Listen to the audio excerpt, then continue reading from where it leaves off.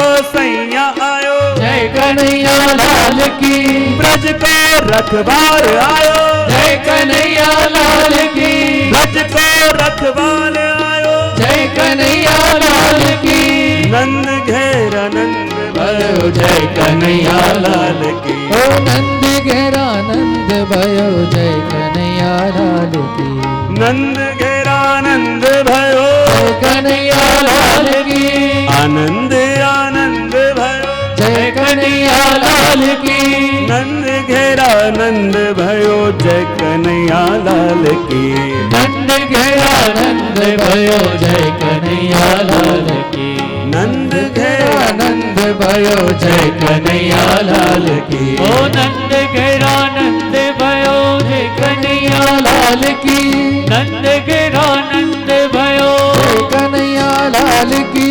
हाथी घोड़ा पाल की जय कन्हैया लाल की। नंद घेरा नंद भयो जय कन्हैया लाल की। नंद घेरा नंद भयो जय कन्हैया लाल की।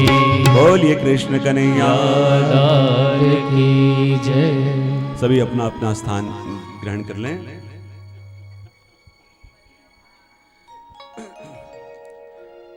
सभी गोपीजनों ने भी आके नंद महोत्सव मनाया, सभी सखाओं ने भी मनाया और दूर दूर से ढाडी ढाडन भी आए, उन्होंने भी आशीर्वाद दिए। कहते हैं शिवजी भी आए प्रभु के दर्शन करने। जब कैलाश में समाचार मिले कि भगवान प्रगटे हैं तो शिवजी ने सोचा कि मैं भी दर्शन करके आऊं और जोगी का रूप लेके, जोगी का स्वरूप धारण करके अलग निरंजन करते करते आके नंदालय के बाहर विराजमान हो गए। और नंदालय के बाहर विराजमान हो गए और रोहिणी जी रोज जो भी संत महंत आते उनको कोई न कोई भिक्षा देते। और आज जब शिवजी आए उनको भिक्षा देने गए, शिवजी ने कहा मैं हठ योगी हूं, बड़ा दूर से आया हूं और यदि भिक्षा देना चाहते हो तो मुझे एक ही भिक्षा चाहिए कि अपने लाला के दर्शन कराओ।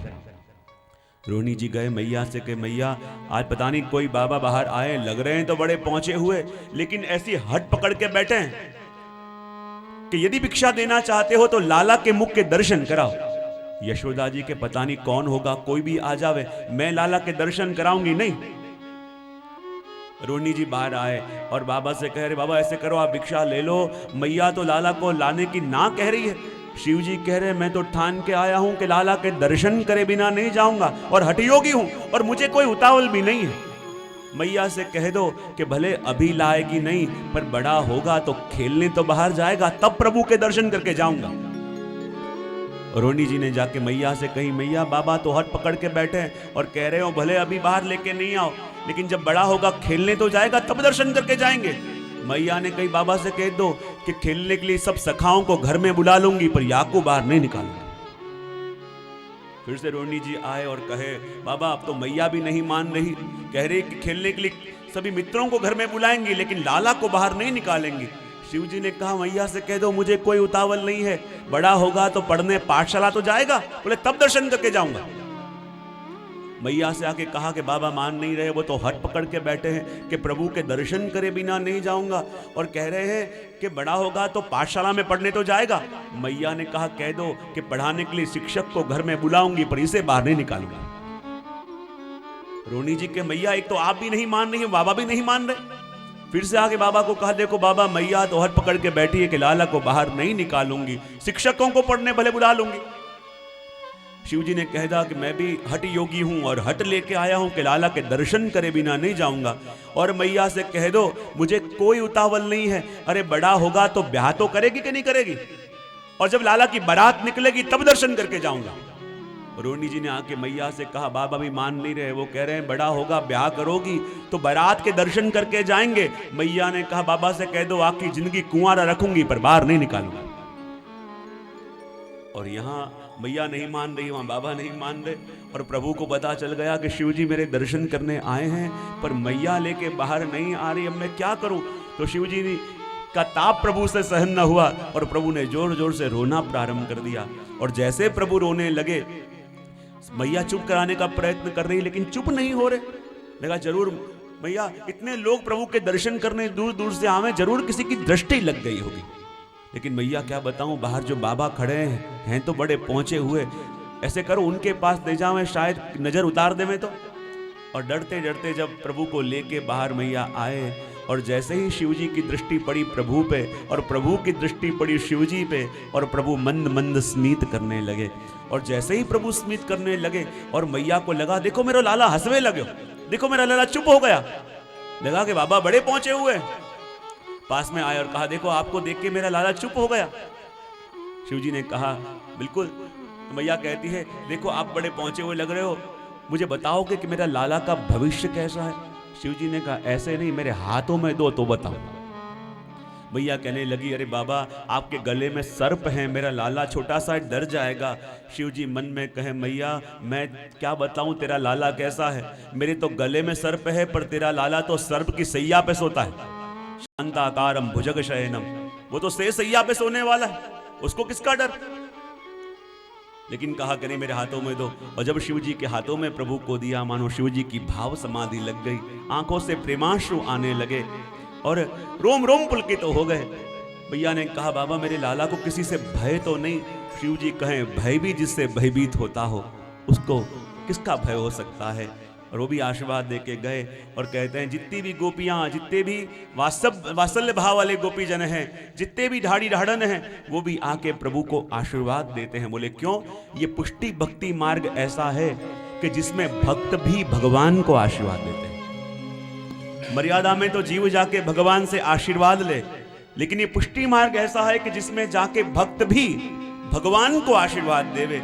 और जितने भी ढाई ढाड़न आए उन्होंने आके प्रभु को आशीर्वाद दिया। इसलिए अपने उत्सव में आशीष के पद गाए जाते हैं। तो आज प्रभु का प्रागट्य उत्सव मनाया जा रहा है, तो आशीष के पद की दो पंक्तियों का श्रवण अपन करेंगे। चिरंजीव गोपाल रानी तेरो, चिरंजीव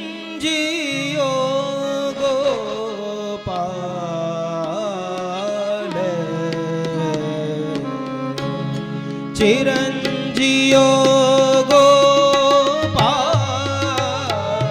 रानी तेरो, चिरंजीव गोपाल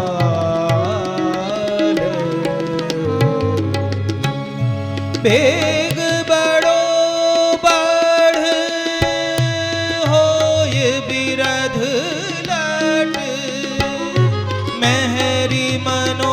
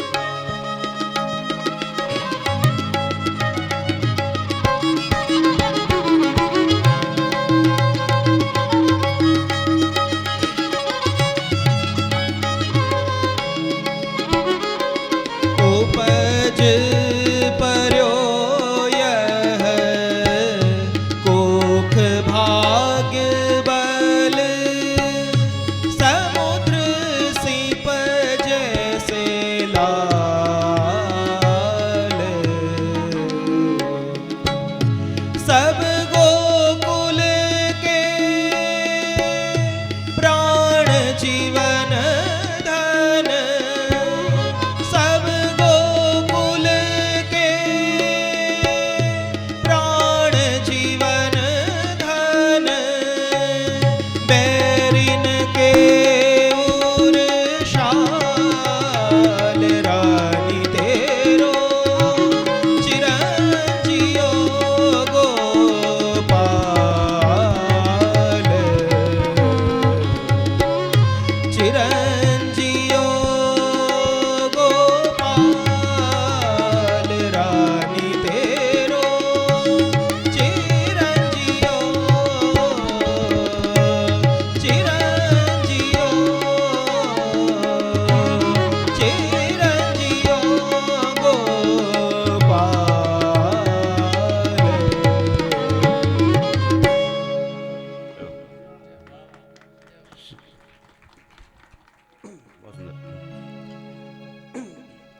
प्रभु को आशीष प्रदान किया।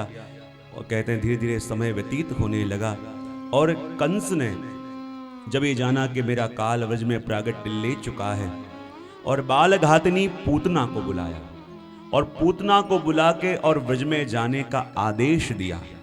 अब देखो ये पूतना कौन है। श्री महाप्रभु जी कहते हैं पूतना तो अविद्या नष्टा गंध मात्र अवशेषिता। पंच पर्वा अविद्या उसका नाम पूतना। देह अध्यास, प्राणाध्यास, इंद्रियाध्यास, अंतःकरण अध्यास और स्वरूप विस्मृति, ये 5 अध्यास वाली पूतना आज गोकुल में आना चाहती। कहां आना चाहती है? देखो एक वस्तु बड़े ध्यान से समझना। गोकुल क्या है? बोले ये हृदय, इंद्रियों का कुल, इंद्रियों का समूह, ये गोकुल यानी हृदय। और गोकुल में कौन प्रकटे हैं? कौन प्रकटे हैं? प्रभु। और प्रभु गोकुल में विराज रहे हैं। और ये अविद्या रूपी पूतना कहां आना चाहती है? गोकुल में। किस लिए? अपने से प्रभु को दूर ले जाने के लिए। लेकिन महाप्रभु जी कहते हैं कि पूतना रूपी अविद्या गोकुल में कब आ पावे। ध्यान से समझना। श्री महाप्रभु जी कहते हैं कि पूतना रूपी अविद्या गोकुल में कब आ पावे। बोले पूतना गोकुल में तब ही आ सकती है जब नंद बाबा भी गोकुल में न हो और गायें भी गोकुल में न हो। श्री महाप्रभु जी क्या आज्ञा करते हैं कि जो नंद बाबा गोकुल में हो पूतना नहीं आ सकती, जो गायें भी गोकुल में हो पूतना नहीं आ सकती। बोले क्यों? क्योंकि गोकुल यानी हृदय, उसमें प्रगटे हैं प्रभु। नंद बाबा यानी जीव और गाय यानी इंद्रियां। जब तक नंद बाबा और गायें गोकुल में हैं, उसका मतलब जब तक जीव भी भगवान के सन्मुख है और जब तक इंद्रियां भी भगवान के सन्मुख हैं, तब तक अविद्या रूपी पूतना हृदय रूपी गोकुल में आ नहीं सकती। लेकिन जिस समय पूतना गोकुल में आने निकली, उस समय नंद बाबा गए थे मथुरा कंस को वार्षिक कर देने, और गाय गई थी वन में चरने। और ये ऐसी अवस्था थी कि जब जीव भी भगवान से विमुख और इंद्रियां भी भगवान से विमुख।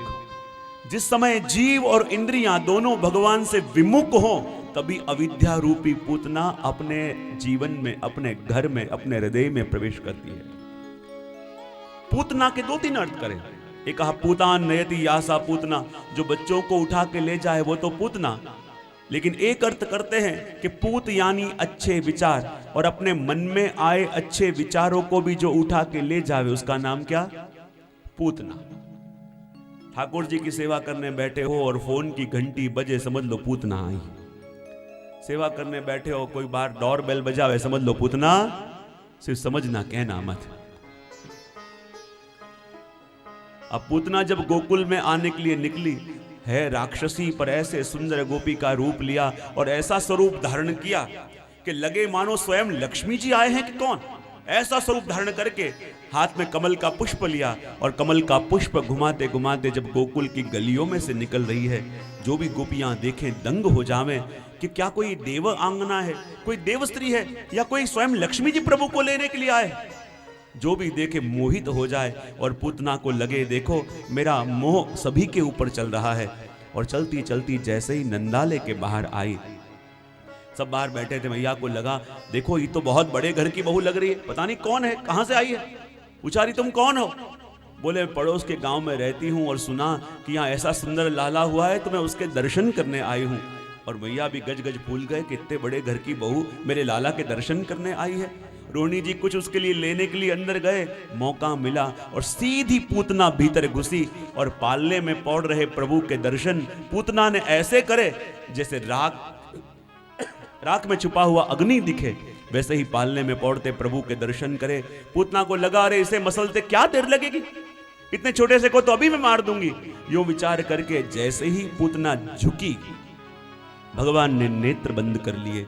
बोले भगवान ने नेत्र बंद क्यों कर लिए? तो एक आचार्य कहते हैं कि जैसे ही पूतना राक्षसी है, भगवान को मारने आई है, लेकिन जैसे ही भगवान के ऊपर दृष्टि पड़ी तो प्रभु के इस मनमोहक स्वरूप का दर्शन करके पूतना के हृदय में भी वात्सल्य भाव जग गया। विचार करने लगी देखो तो उसे कितना सुंदर बालक, देखो तो उसे कितना सुंदर बालक। और प्रभु ने सोचा कि मैं तो इसे मार के ही सब शुरुआत करने वाला हूं, और जहां इसने मेरा दर्शन किया, इसके हृदय में वात्सल्य भाव जग गया है, और जो मेरी दृष्टि इसके ऊपर पड़ी तो ये भाव उसके हृदय में पुष्ट हो जाएगा, और जो ये भाव दृढ़ हो गया तो जो लीला मैं करना चाहता हूं वो लीला होगी नहीं। इसलिए भगवान ने अपने नेत्र बंद कर दिए। भगवान ने नेत्र बंद क्यों कर दिए? कई आचार्य अर्थ करते हैं कि नेत्र बंद करके पूतना के गज जन्म को याद कर रहे हैं कि जान गया हूं पूतना तू और कोई नहीं, वही बलि राजा की कन्या रत्नमाला है। जब भगवान वामन का रूप लेके आए और जब रत्नमाला ने देखा तो लगा देखो कैसा सुंदर बालक, और जो माँ का ये स्तनपान करता होगा वो माँ को कैसा सुख मिलता होगा, वात्सल्य भाव जागा। लेकिन वही वामन भगवान ने जब विराट स्वरूप धारण करके बलि का सब कुछ ले लिया तो रत्नमाला को लगा इसे तो मार देना चाहिए। दो विपरीत भाव जागे तो भगवान ने कहा अगले जन्म में पूतना बन के आएगी, तेरे दोनों मनोरथ पूरे हो जाएंगे। भगवान नेत्र बंद करके सोच रहे कि देखो मैंने तो सोचा था कि यहां आके माखन खाऊंगा, लेकिन ये तो शुरुआत ही विष से होने वाली है। भगवान ने सोचा आंखें बंद करके कि मैं तो स्त्रियों के उद्धार के लिए आया हूं, लेकिन सबसे पहला काम ही इसको मार के करना पड़ रहा है। लेकिन जैसे ही पूतना ने भगवान को अपने हाथों में लेके उठाया, श्री महाप्रभु जी कहते हैं कि भगवान ने कस के दोनों हाथों से पूतना को पकड़ा। बोले क्यों? क्योंकि जैसे ही पूतना ने भगवान को पकड़ा और भगवान उसके मार के उसका उद्धार करने गए, और भगवान को नजर आया यदि ऐसे ही मैंने पूतना का उद्धार कर दिया तो बड़े बड़े महात्मा, बड़े बड़े ज्ञानी मुझे पूरा जीवन कोसते रहेंगे और मुझे उनको उत्तर देना पड़ेगा। बोले क्यों?